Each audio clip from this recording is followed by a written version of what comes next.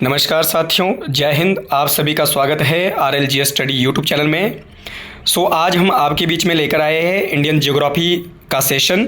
और Indian geography में हम बात करने वाले हैं प्राकृतिक वनस्पति यानी नेचुरल वेजिटेशन के बारे में। आज की वीडियो में हम जानेंगे कि भारत में कितने प्रकार की वनस्पति पाई जाती है और किस प्रकार की वनस्पति में जो है वो किस प्रकार के वृक्ष और पेड़ पौधे आपके पाए जाते हैं, और आपका जो है भारत में कुल वन जो क्षेत्र हैं वो कितना परसेंट है। राष्ट्रीय वन पॉलिसी के अनुसार, नेशनल फॉरेस्ट पॉलिसी के अनुसार भारत में कितने परसेंट जो वनों का होना अनिवार्य है, और पहाड़ी क्षेत्रों में कितने परसेंट वनों का होना अनिवार्य है, मैदानी क्षेत्रों में कितना परसेंट वनों का होना अनिवार्य है। इन तमाम चीज़ों को लेकर के हम आज की वीडियो में बात करने वाले हैं। ये जो वीडियो है दोस्तों, आपके आने वाले जो आगामी परीक्षाएं हैं उसके लिए काफ़ी ज़्यादा इंपॉर्टेंट और महत्वपूर्ण होने वाली है। परंतु वीडियो देखने के बाद आपको वीडियो कैसी लगी है कमेंट बॉक्स में ज़रूर बताइएगा, क्योंकि आपका जो लोग वीडियो देख रहे हैं आप लोगों का किसी प्रकार का कोई रिएक्शन वीडियो के अंदर नहीं आ रहा है। क्योंकि जब तक आप रिएक्शन नहीं करोगे कि आपको वीडियो कैसी लगी, अच्छी लगी है या नहीं लगी है, और आप कमेंट बॉक्स में नहीं बताएंगे, तब तक हमें पता नहीं, मालूम नहीं पड़ेगा कि किस प्रकार का जो है कंटेंट है आपको चाहिए और किस प्रकार की जो है आपके एग्ज़ाम की आप प्रिपरेशन कर रहे हैं। तो ये कमेंट बॉक्स में आप ज़रूर बताइएगा कि कौन से एग्ज़ाम की आप प्रिपरेशन कर रहे हैं, वीडियो आपको कैसी लग रही है, आपको समझ आ रहा है या नहीं आ रहा है, तो ये आप कमेंट बॉक्स में जरूर बताइएगा। चलिए दोस्तों बढ़ते हैं आगे। तो सबसे पहले हम बात करें प्राकृतिक वनस्पति के संदर्भ में, तो भारत में जो वनस्पति है दोस्तों उसके बारे में अगर बात करें, वनस्पति किसे कहते हैं, भारत में पाए जाने वाले विभिन्न प्रकार के पेड़ पौधे और उसकी जो विभिन्न जो आपकी प्रजातियां, भिन्न भिन्न जो प्रजातियां हैं उसी को प्राकृतिक वनस्पति के अंतर्गत रखा जाता है। तो जलवायु के आधार पर जो है भारत में विभिन्न प्रकार की जलवायु यानी क्लाइमेट पाया जाता है। कईयों क्षेत्र आपके ठंडे हैं, कईयों गर्म है, कईयों उष्णाद्र है, कईयों विभिन्न प्रकार की आपकी जलवायु परिवर्तन और मिट्टी की विभिन्नता के कारण जलवायु की विभिन्नता और आपका जलवायु के लगातार परिवर्तन और मिट्टी की विभिन्नता होने के कारण भारत में 6 प्रकार की जो है आपकी क्या पाई जाती है दोस्तों, आपकी जो है वनस्पति पाई जाती है। कितने प्रकार की? 6 प्रकार की जो है आपकी वनस्पति पाई जाती है। तो आपने ध्यान रखना, भारत में कितने प्रकार की वनस्पति का पाई जाती है? 6 टाइप की वनस्पति आपकी पाई जाती है। तो ये बात आपने ध्यान रख लेना है। जिसमें पहला है आपका उष्णकटिबंधीय वनस्पति, या फिर इसी को ही बोलते हैं सदाबहार वनस्पति। ठीक है, उष्णकटिबंधीय मानसूनी वनस्पति। तो ये आपने देखना है कि किस प्रकार की वनस्पति उष्णकटिबंधीय वनस्पति कहा जाता है, किसको कहते हैं दोस्तों। उष्णकटिबंधीय वनस्पति उसे कहते हैं, उस क्षेत्र को कहा जाता है जहां पर प्रतिवर्ष वर्षा का जो औसत है 200 सेंटीमीटर से अधिक रहती हो। जहां पर वर्षा का जो एवरेज है दोस्तों, रेन का जो एवरेज है प्रतिवर्ष जो है 200 सेंटीमीटर से अधिक रहता है। और जहां पर जो टेम्परेचर है दोस्तों, जो आपका तापमान है वो कितना रहता हो, 24 डिग्री सेल्सियस से अधिक या फिर 24 डिग्री के आसपास जहां पर टेम्परेचर रहता हो। यानी वर्षा का औसत कितना चाहिए, 200 सेंटीमीटर से अधिक, और आपका टेम्परेचर कितना चाहिए, लगभग आपका जो है 24 डिग्री से अधिक। यानी गर्मी भी आपका जो गर्म इलाका होना चाहिए और जहाँ पर जो है वर्षा अच्छी खासी होती हो। तो ऐसे क्षेत्र कौन कौन से हैं भारत में दोस्तों, जैसे उत्तर पूर्व भारत, जैसे आपका ये वाला जो एरिया है, और दूसरा आपका जो है उत्तर पूर्व भारत। ठीक है, इस तरीके का एरिया हो गया। या फिर आपका नीलगिरी की पहाड़ियाँ, तो नीलगिरी की पहाड़ियाँ कहाँ पर है दोस्तों, यहाँ कर्नाटक, केरल और तमिलनाडु में नीलगिरी की पहाड़ियाँ हो गई। इसके अलावा आपका तमिलनाडु, केरल और कर्नाटक, जैसे कि मैंने अभी आपको बताया। इसके अलावा पश्चिमी घाट का पश्चिमी ढाल। तो दोस्तों जो आपका ये पश्चिमी घाट है, इसका जो पश्चिमी वाला इलाका है, ये वाला जो एरिया है यहाँ पर हो गया। इसके अलावा आपका जो है अंडमान निकोबार, तो अंडमान और निकोबार में हो गया। ठीक है, तो यहाँ पर आपकी जो है वर्षा का औसत ठीक ठाक पाया जाता है, यानी वर्षा यहाँ पर सबसे ज़्यादा होती है। 200 सेंटीमीटर से अधिक जो है यहाँ पर वर्षा का औसत रहता है। और वैसे भी भारत में दुनिया में सबसे ज़्यादा जो वर्षा है वो कहाँ पर पाई जाती है, मेघालय के मासिनराम में होती है। यानी भारत में सबसे ज़्यादा जो वर्षा है दोस्तों वो कहाँ पर होती है, भारत के मासिनराम के अंदर होती है, जो मेघालय में आपका पड़ता है। ठीक है, चेरापूंजी और आपका मासिनराम। तो दुनिया में सर्वाधिक जो वर्षा है वहाँ पर कहाँ पर होती है, आपकी मेघालय के मासिनराम में।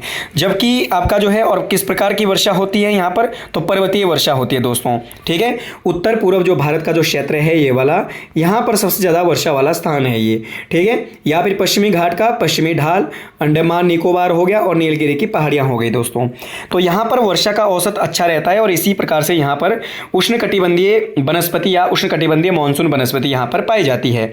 अब इस प्रकार की वनस्पति में कौन कौन से वृक्ष पाए जाते हैं, तो उसके लिए सबसे पहले वृक्षों की अगर बात करें तो जैसे रबर, रबर का वृक्ष है दोस्तों, महोगनी का वृक्ष है, आबनूस का पेड़ है, आयरन वुड, आयरन आपका वुड, आयरन वुड का पेड़ हो गया, ताड़ और बांस का वृक्ष हो गया, इसके अलावा सिनकोना, ठीक है, सिनकोना का वृक्ष हो गया और रोजवुड का वृक्ष हो गया। तो ये सारे के सारे जो वृक्ष हैं, सारे के सारे जो वनस्पतियां हैं वो किस प्रकार की वनस्पतियां हैं दोस्तों, ये आपकी उष्णकटिबंधीय जो है आपका मानसूनी वनस्पति है। तो ये आपने बात ध्यान रख लेना है, जिसमें आपका उत्तर पूर्व भारत, पश्चिमी घाट का पश्चिमी ढाल, आपका अंडमान निकोबार और नीलगिरी की पहाड़ियाँ। तो यहाँ पर पाए जाने वाली जो वनस्पति है दोस्तों वो कैसी है, आपकी उष्णकटिबंधीय मानसूनी वनस्पति या उष्णकटिबंधीय सदाबहार वनस्पति। यहाँ पर वर्षा कितनी होती है दोस्तों, कितनी पाई जाती है, लगभग 200 सेंटीमीटर से अधिक, और टेम्परेचर लगभग 24 डिग्री के आसपास या इससे ज़्यादा अधिक जहाँ पर पाया जाता हो। तो वो क्षेत्र जो है आपका किस प्रकार की जलवायु का क्षेत्र है, उष्णकटिबंधीय मानसूनी जलवायु, या फिर यहाँ पर वनस्पति भी इसी प्रकार की पाई जाती है। चलिए, इसके अलावा नेक्स्ट अगर हम बात करें, सेकंड टाइप अगर बात करें, तो भारत में दूसरे प्रकार की जो वनस्पति है उसे कहते हैं उष्णकटिबंधीय आर्द्र मानसूनी वनस्पति। ठीक है, उष्णकटिबंधीय आर्द्र मानसूनी वनस्पति, यानी उष्णकटिबंधीय आर्द्र मानसूनी कैसी वनस्पति होती है जहां पर वर्षा का, इसे ध्यान रखें दोस्तों, एक तो इसे उष्णार्द्र कहते हैं, दूसरा इसको पतझड़ वनस्पति भी कहते हैं। पतझड़ मतलब ऐसे वृक्ष जिसके पत्ते गिर जाते हैं, ऐसे वृक्ष इसके अंदर आते हैं। तो यहाँ पर वर्षा का जो औसत चाहिए दोस्तों कितना, 100 सेंटीमीटर से 200 सेंटीमीटर के बीच होना चाहिए।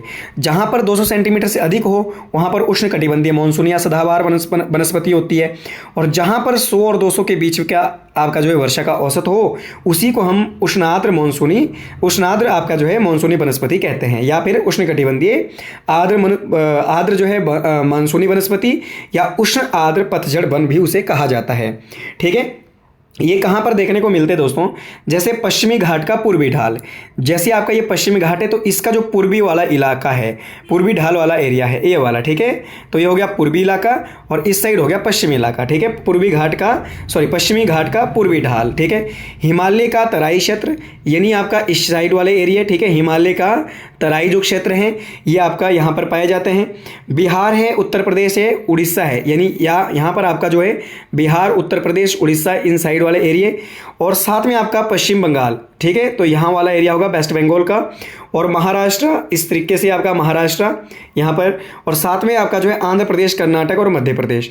ठीक है, तो इस साइड वाले जो इन इलाकों में जो है आपकी कौन सी वनस्पति पाई जाती है दोस्तों, उष्णकटिबंधीय आर्द्र वनस्पति, यानी यहाँ पर जो है लगभग जो टेम्परेचर रहता है या फिर वर्षा का जो औसत रहता है यहाँ पर लगभग कितना रहता है, 100 से 200 सेंटीमीटर के अंदर रहता है। तो यहाँ पर पाए जाने वाले जो वृक्ष है वो क्या कहलाएंगे दोस्तों, वो उष्णकटिबंधीय आर्द्र वनस्पति के वृक्ष होंगे, या उष्णकटिबंधीय आर्द्र जलवायु के आपका जो है हिस्सा होगा, या फिर इसको पतझड़ वन भी कहा जाता है। ठीक है, इनमें जैसे कौन कौन से वृक्ष पाए जाते हैं, जैसे सागवान, साल का वृक्ष हो गया, चंदन हो गया दोस्तों, शहतूत जिसमें आपका जो है रेशम कीट को पाला जाता है, शीशम का वृक्ष हो गया, आंवला का वृक्ष हो गया, ये सारे ऐसे वृक्ष हैं जो आपके उष्णकटिबंधीय आर्द्र वनस्पति के वृक्ष है। और ये जो वनस्पति है होती है दोस्तों, ये आर्थिक रूप से अति महत्वपूर्ण होती है। आर्थिक रूप से मतलब क्योंकि ये जो है काफ़ी ज़्यादा, ये जो वृक्ष है काफ़ी ज़्यादा जो है इमारती लकड़ी या फिर आपका जो है फर्नीचर्स के लिए यूज किए जाते हैं। इनमें जाए जैसे चंदन की बात हो, साल की बात हो, सागवान हो गया, शहतूत हो गया, शीशम हो गया, ये जो है आर्थिक रूप से काफ़ी ज़्यादा महत्वपूर्ण है। तो कईयों बार प्रश्न आ जाता है कि निम्नलिखित में से किस वनस्पति के वृक्ष भारत में वो आर्थिक रूप से अति महत्वपूर्ण माने जाते हैं, तो कौन से उष्णार्द्र कटिबंधीय आपका जो मानसूनी वनस्पति या उष्णकटिबंधीय आर्द्र मानसूनी वनस्पति या पतझड़ वन या उष्णार्द्र वन आपके जो है आर्थिक रूप से अति महत्वपूर्ण माने जाते हैं। ठीक है, तो ये थी आपकी उष्णकटिबंधीय आर्द्र वनस्पति के बारे में। यहाँ पर ये उन क्षेत्रों में पाई जाती है जहाँ पर वर्षा का औसत प्रति वर्ष कितना चाहिए दोस्तों, 100 से 200 सेंटीमीटर के बीच में रहती है। वहाँ पर इस प्रकार के वृक्ष आपके पाए जाते हैं। और इस प्रकार के वृक्षों में कौन कौन से वृक्ष आते हैं, वनस्पति में कौन कौन से वृक्ष आते हैं, सागवान हो गया, साल हो गया, या फिर चंदन हो गया, शहतूत हो गया, शीशम, आंवला, इस प्रकार के वृक्ष इसके अंदर आते हैं। तो ये भारत के अलग अलग क्षेत्रों में पाए जाते हैं। तो ये थी दोस्तों कौन सी वनस्पति, उष्णकटिबंधीय आर्द्र मॉनसूनी वनस्पति। ठीक है। इसके अलावा अगर हम नेक्स्ट थर्ड जो है टाइप की अगर बात करें तो तीसरा जो प्रकार है हमारे पास उष्णकटिबंधीय शुष्क मॉनसूनी वनस्पति, शुष्क यानी ड्राई। ठीक है। तो इस प्रकार की वनस्पति के बारे में अगर बात करें दोस्तों तो शुष्क जो मॉनसूनी वनस्पति है उन क्षेत्रों में पाई जाती है जहां पर वर्षा का जो औसत है बहुत न्यूनतम रहता है दोस्तों। जैसे जहाँ पर वर्षा का जो औसत है लगभग 50 से 100 मीटर के बीच में रहता हो, और इन क्षेत्रों में पाए जाने वाली जो जितने भी वृक्ष होंगे वो किस प्रकार की वनस्पति के होंगे दोस्तों, उष्णकटिबंधीय शुष्क मॉनसूनी वनस्पति की। इनमें अगर हम बात करें तो इनमें जो क्षेत्र आ जाएगा जैसे पूर्वी राजस्थान। ठीक है। तो जैसे आपका यहाँ पर पूर्वी राजस्थान का एरिया हो गया। ठीक है। उत्तर गुजरात का एरिया हो गया। ठीक है। उत्तरी गुजरात का एरिया हो गया दोस्तों इस साइड। इसके अलावा आपका पश्चिमी मध्य प्रदेश की अगर बात करें तो इस साइड वाला एरिया पश्चिमी मध्य प्रदेश का एरिया, यहाँ पर उत्तर प्रदेश, पंजाब और हरियाणा, यूपी और आपका जो है पंजाब और हरियाणा, इन क्षेत्रों में, यानी इस क्षेत्र में पाए जाने वाले जो वृक्ष है वो किस प्रकार के होंगे दोस्तों, वो होंगे शुष्क मॉनसूनी वनस्पति।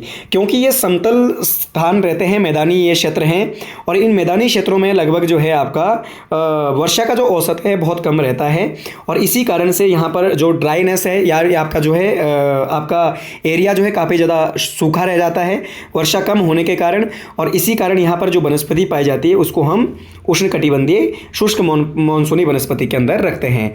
तो इनमें कौन से पेड़ पाए जाते हैं दोस्तों, मुख्यतः ऐसे पेड़ यहाँ पर पाए जाते हैं जिनका तना अधिक मोटा रहता है, परंतु पत्ते क्या रहते हैं दोस्तों, अधिक फैले हुए रहते हैं, पत्ते जिसके बड़े रहते हैं। इनमें जैसे महुआ का पेड़ हो गया, या फिर बबूल का पेड़ हो गया, पलाश का पेड़ हो गया, तेंदू का पेड़ हो गया, बरगंद का पेड़ हो गया दोस्तों, या फिर आपका पीपल का पेड़ हो गया। तो ये ऐसे आपके पेड़ है, ऐसे आपके वृक्ष है जो ड्राई एरिया में पाए जाते हैं, जो मतलब अधिकतम ना तो अधिकतम ड्राई वाला एरिया है और ना ही आपका जो है अधिक आपका जो है बारिश वाला एरिया या वर्षा वाला क्षेत्र है। तो जहाँ पर आपका गर्मी भी है और नमी भी है, इस प्रकार के क्षेत्र में इस प्रकार की वनस्पति पाई जाती है जिसको हम शुष्क मॉनसूनी वनस्पति के अंतर्गत रखते हैं। और शुष्क मॉनसूनी जो वनस्पति है ये आपका इन क्षेत्रों में होती है जहां पर वर्षा का जो औसत है 50 से लेके 100 सेंटीमीटर के बीच में वार्षिक वर्षा रहती है, उसे हम शुष्क मॉनसूनी वनस्पति कहते हैं।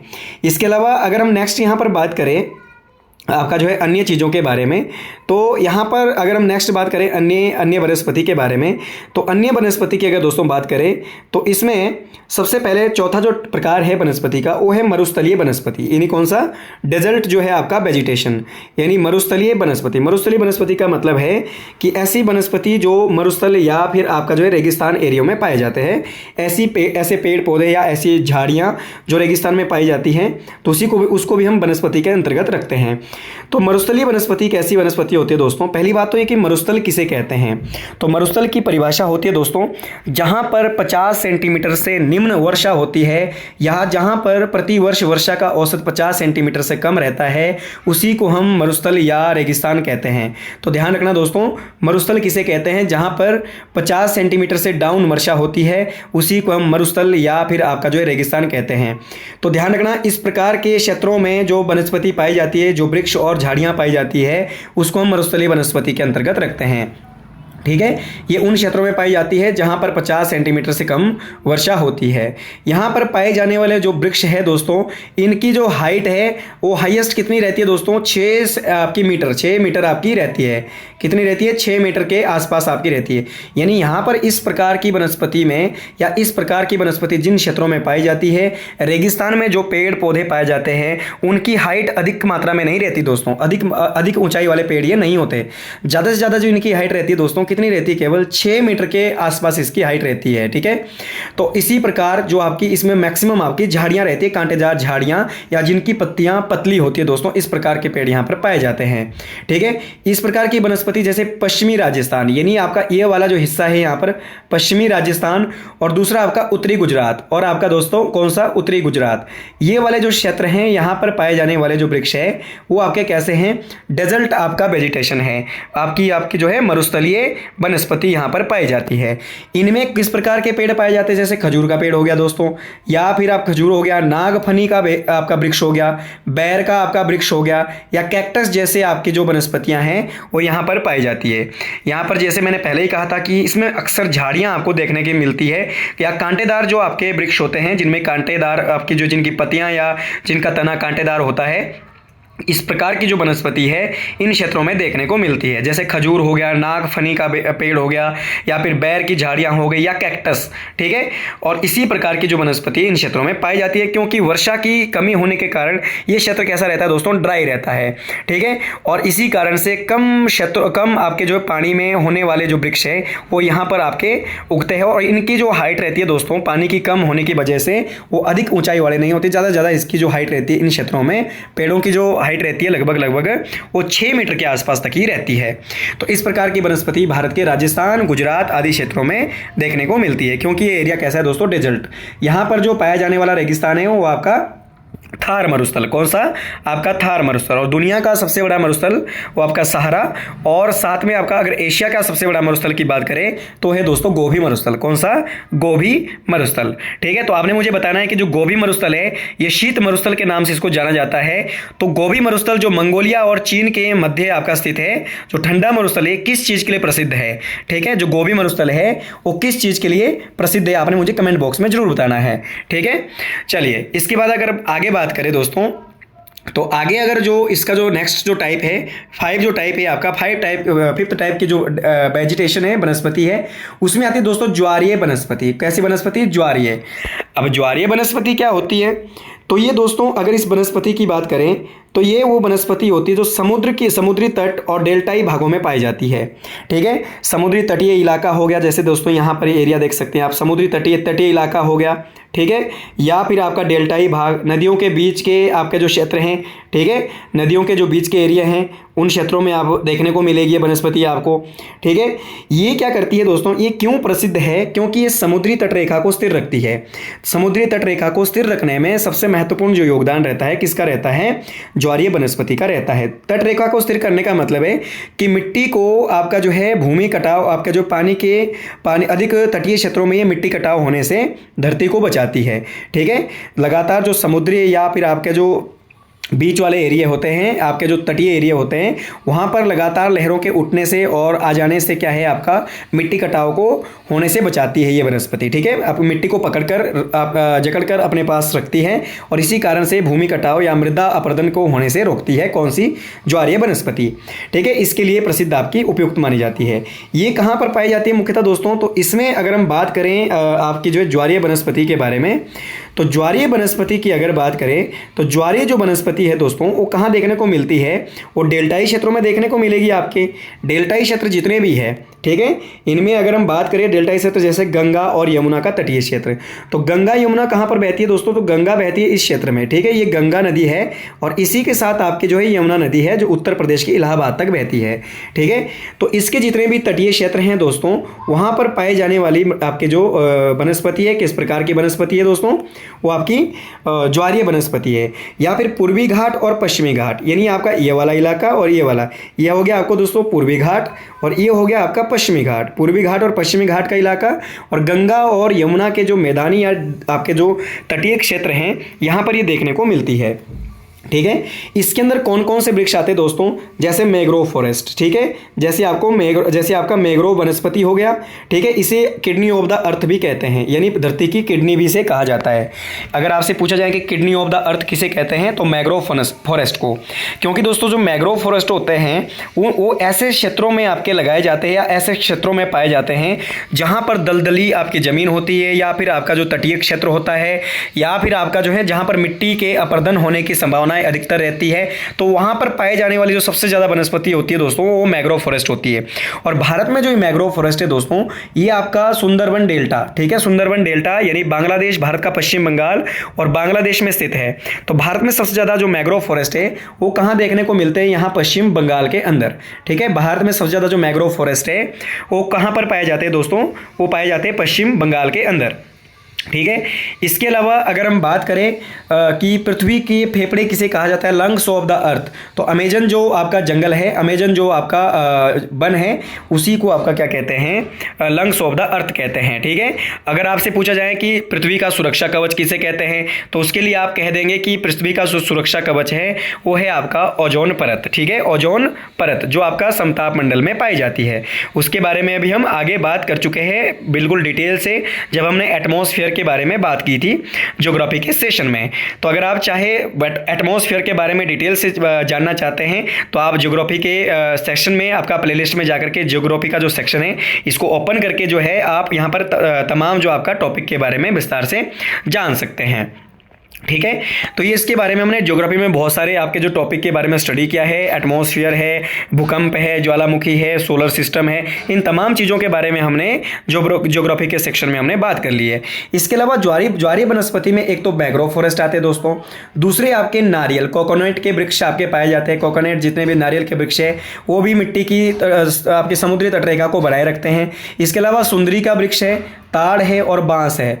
ये सारे के सारे जो वनस्पति है वो दक्षिण भारत में आपको देखने को मिलते हैं या फिर पूर्वी भारत में आपको देखने को मिलते हैं या ऐसे क्षेत्रों में आपको देखने को मिलते हैं जहां पर वर्षा की मात्रा अधिक और नमी वाले क्षेत्र जो है अधिक पाए जाते हो। तो ऐसे क्षेत्रों में ये वनस्पति यहाँ पर पाई जाती है। तो किस प्रकार की वनस्पति के अंदर आएंगे दोस्तों? ये ज्वारीय वनस्पति के अंदर आएंगे। तो ज्वारीय वनस्पति में कौन कौन से वृक्ष आते हैं? मैंग्रोव फॉरेस्ट आते हैं, नारियल आता है, या फिर सुंदरी का वृक्ष भी सुंदरबन डेल्टा में सबसे ज़्यादा पाया जाता है, या ताड़ का वृक्ष है या बांस का वृक्ष है। ठीक है, तो ये थे आपकी कौन सी? ज्वारीय वनस्पति। सो दोस्तों लास्ट जो वनस्पति का टाइप है हमारे पास वो है कौन सी? पर्वतीय वनस्पति, यानी माउंटेन आपका जो है वेजिटेशन। तो पर्वतीय वनस्पति मुख्यतः उन क्षेत्रों में पाई जाती है या उन क्षेत्रों में देखने को मिलती है जहां पर आपका जो है पहाड़ी और आपका पर्वतीय क्षेत्र हो। ये कहां पर देखने को मिलती है दोस्तों? हिमालय और आपका जो पर्वतीय भागों में देखने को मिलती है। यानी आपका एक तो आपका नीलगिरी पहाड़ियाँ दक्षिण भारत में, ठीक है, दूसरा आपका पूर्वी घाट और पश्चिमी घाट, ये भी पहाड़ी एरिया हैं दोस्तों। यहाँ पर विंध्याचल है, सतपुड़ा है, ठीक है, और यहाँ पर आपका हिमालय का जो क्षेत्र है यहाँ पर आपको ये देखने को मिलती है, क्योंकि इन क्षेत्रों में पहाड़ी और पर्वतीय क्षेत्र अधिक है। ठीक है, ये जो वृक्ष है दोस्तों यहाँ पर पाए जाने वाली पहाड़ी और आपका जो पर्वतीय क्षेत्रों में पाए जाने वाले जो वृक्ष है वो दो प्रकार के होते हैं। एक को हम कहते हैं शंकुधारी वृक्ष, एक को हमको क्या कहते हैं दोस्तों? शंकुधारी वृक्ष कहते हैं एक को। ठीक है, तो शंकुधारी वृक्ष कैसे वृक्ष होते हैं? जो शंकु के आकार के होते हैं। मुख्यतः कैसे देखने को मिलते हैं ये? इनकी जो आकृति होती है दोस्तों ये शंकु के आकार की होती है, कुछ इस तरीके से। ठीक है, इस तरीके के जो वृक्ष हैं वो आपके क्या है? देखने को मिलते हैं, जैसे देवदार। ठीक है, तो शंकु की आकृति भी इसी प्रकार की होती है। ठीक है, तो आपका जैसे देवदार हो गया, चीड़ हो गया, ये कैसे वृक्ष है दोस्तों? शंकुधारी वनों में आते हैं। देवदार हो गया, चीड़ हो गया, या अन्य प्रकार के वृक्ष हो गए जो आपकी जिनकी पत्तियां मुख्यतः आपकी जो है पतली होती है और ये पेगोडा शैली में देखने को मिलते हैं इस तरीके से। ठीक है, पेगोडा शैली में ये होते हैं। इनके ऊपर जो है लगातार बर्फ गिरने से जो क्या है, बर्फ ऑटोमेटिकली इसमें से फिसल जाती है और इनकी जो पत्तियां होती है बिल्कुल सुई की नोक की तरह होती है, सुई के तरह होती है इसके ऊपर, ताकि इसके ऊपर बर्फ जो है टिक ना पाए। क्योंकि ऐसे क्षेत्रों में मुख्यतः रहते हैं, ऐसे क्षेत्रों में वनस्पति पाई जाती है जहां पर लगातार अधिकतर जो है आपका बर्फीला या फिर जब से ज़्यादा ठंडा वाला एरिया होता है।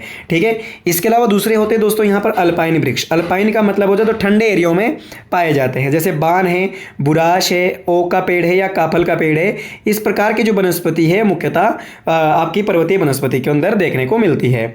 ठीक है, तो ये थी भारत में वनस्पति के 6 प्रकार। अगर हम भारत में वनस्पति की बात करें दोस्तों तो नेशनल फॉरेस्ट पॉलिसी जो है जो 1988 में निर्धारित की गई। तो अगर आपसे पूछे कि राष्ट्रीय वन नीति को कब लागू किया गया था तो 1988 में। ठीक है, दूसरी बात आपने ध्यान रख लेना कि भारतीय वन अनुसंधान संस्थान नेशनल फॉरेस्ट जो आपका रिसर्च सेंटर है वो कहाँ पर है दोस्तों? देहरादून में। कहाँ पर है? देहरादून। ठीक है, उत्तराखंड के देहरादून। नेशनल फॉरेस्ट जो आपका पॉलिसी है, नेशनल फॉरेस्ट पॉलिसी की अगर बात करें, नेशनल फॉरेस्ट जो आपका रिसर्च सेंटर है वो कहाँ पर है? देहरादून में। और नेशनल फॉरेस्ट पॉलिसी को कब लागू किया गया था दोस्तों? 1980 में। तो ध्यान रखना, जो वन रिपोर्ट है या फिर आपका जो फॉरेस्ट रिपोर्ट है वो एवरी 2 टाइम के बाद जो है जारी की जाती है। किसके द्वारा? देहरादून जो आपका वन अनुसंधान संस्थान है उसके द्वारा जारी की जाती है। तो वन नीति 1988 के तहत क्या कंडीशन रखी गई थी दोस्तों कि देश के कुल क्षेत्रफल के, यानी भारत का कुल क्षेत्रफल कितना है? 32,87,263 किलोमीटर। ठीक है, 32,87,263 किलोमीटर स्क्वायर जो है भारत का क्षेत्रफल है। तो इसके केवल आपका जो है भारत के कुल क्षेत्रफल के 33% एरिया पर वनों का होना अनिवार्य है। जबकि अभी वर्तमान में कितने हैं दोस्तों? 24% एरिया पर क्या है? वन है। यानी भारत जो है अभी भी इस शर्त को पूरा नहीं कर पा रहा है। ठीक है, यानी भारत में कितने एरिया पर वन होने चाहिए? 33%, परंतु है कितने पर? 24% एरिया पर। ठीक है, दूसरा इसने क्या कंडीशन रखी कि पहाड़ी क्षेत्रों में लगभग 60% एरिया पर वन होना चाहिए और मैदानी क्षेत्रों में 25 से लेकर 30% एरिया पर क्या होने चाहिए? फॉरेस्ट होनी चाहिए।